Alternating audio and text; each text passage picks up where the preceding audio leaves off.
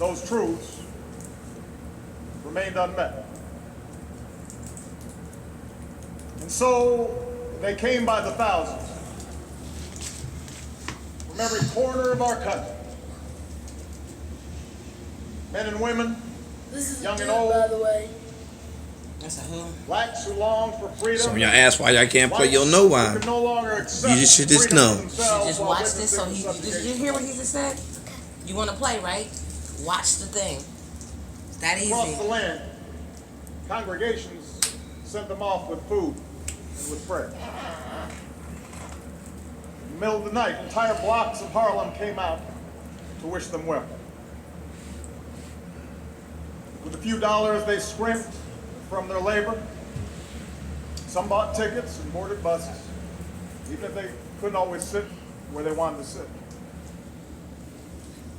Those with less money hitchhiked or walked. There were seamstresses and steel workers, students and teachers, maids and Pullman porters. They shared simple meals and bunked together on floors. And then, on a hot summer day, they assembled here in our nation's capital under the shadow of the great emancipator to offer testimony of injustice, to petition their government for redress, and to awaken America's long slumbering conscience.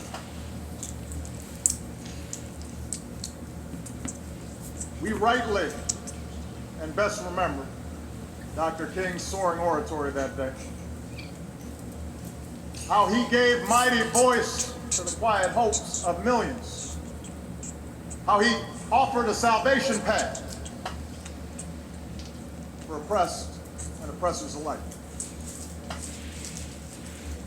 His words belong to the ages, possessing a power and a prophecy unmatched in our time. But we would do well to recall that day itself also belonged to those ordinary people whose names never appeared in the history books, never got on TV. Many had gone to segregated schools and sat at segregated lunch counters. They lived in towns where they couldn't vote, in cities where their votes didn't matter.